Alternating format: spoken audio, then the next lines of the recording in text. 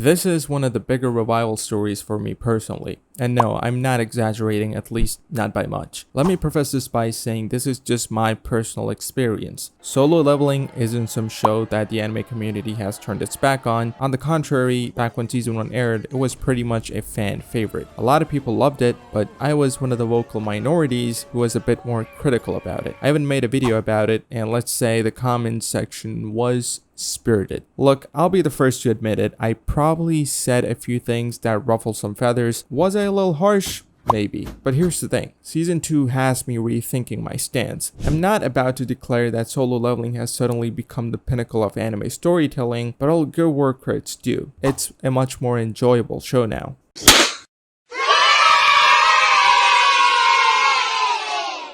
Are you tired of dealing with low quality videos and images? Let me tell you about an amazing tool called WinxVideo AI. It is an all-in-one AI-powered solution that can completely transform your content. With features like AI image upscaling and video upscaling, you can take your visuals to the next level. The super resolution option lets you scale up your videos and images to more than 4K resolution, making them look stunningly sharp. But it doesn't stop there. WinxVideo also has AI noise suppression for crystal clear audio, a video converter and recorder to handle all your format needs, video interpolation to improve motion, and frame stabilization to fix any shaky footage. You can even choose from different AI models to get the best possible result for your project. If this sounds like something you'd love, click the link in the description below to learn more about WinxVideo AI, and trust me, I've been using it for a long time, and it's a total game changer. Let's break it down. Solo Leveling is still very much a predictable show. It wears its shounen badge proudly, and it doesn't pretend to be anything else. The characters, still as bare bones as they come, they exist to serve the plot and look cool while doing it. And honestly, that's fine. Not every show needs to aim for some deeper meaning or intricate character study. My name is Skylar White, yo. Solo Leveling knows what it is. An adrenaline pumping, visually stunning shounen that's there for a good time, not a long time. So what does season 2 add to the mix? For starters, it's all about Sung Jin-woo's growth, not just in terms of power, although there's plenty of that, but also in understanding of what it means to wield such overwhelming power. Remember, with great power comes great responsibility. Season 1 was essentially a setup, a prologue if you will. It introduced us to the world, gave us a taste of Jin-woo's potential, and set the stage for what's to come. Season 2, that's where the real fun begins.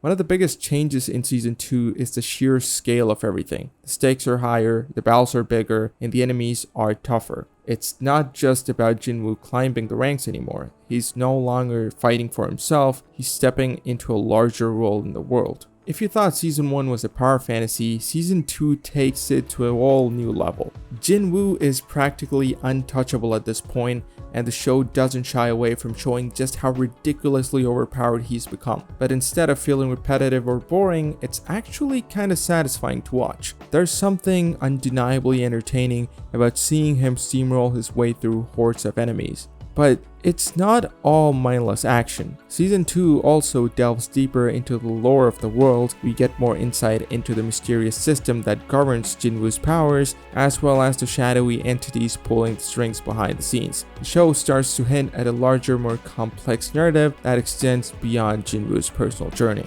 Now let's talk about the side characters. Yes, they're very much forgettable for most part, and I've said it before and I'll say it again. Apart from Sung Jin-woo, I can't remember a single name. But to the show's credit, season 2 does introduce a few new faces that are at least mildly interesting. These characters add some much needed variety to the cast, even if they don't leave a lasting impression. For example, we get to see much more of the Hunters Guild and how they operate. The show explores the political dynamics between different factions, which adds a layer of intrigue to the story. There are also a few rival characters introduced who serve as benchmark for Jinwoo's growth. Are they fleshed out? Not really, but they do their job. One aspect of season 2 that deserves praise is the animation. The fight scenes are a visual spectacle with smooth choreography, vibrant colors, and over-the-top effects that make every battle feel epic. Is it as good as something Mappa does? Maybe not, but it's still very good regardless.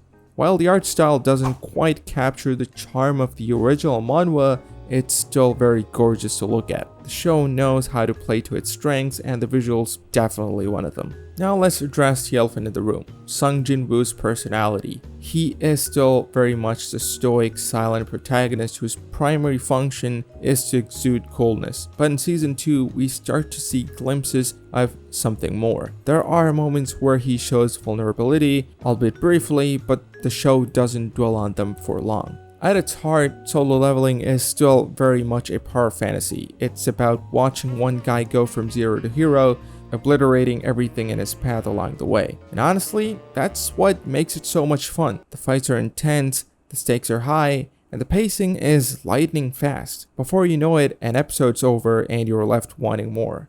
Season 2 might not reinvent the wheel, but it does refine what made the first season so popular.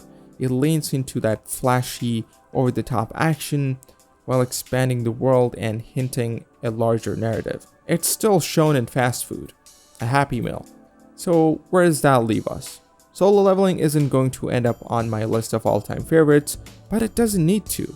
It knows what it is and it excels at just being that. It's a fun, fast-paced, visually stunning show that's perfect for when you just want to sit back, relax, and watch someone absolutely obliterate their enemies. And you know what? Season 2 has won me over. If you're looking for something deeper, thought-provoking, this isn't the show for you, but if you're in a mood for some good old-fashioned shounen hype and aura, Season 2 is great.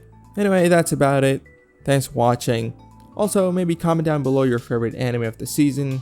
I'd like to hear more about that. Also, comment down the color of your underwear. I'll see you later.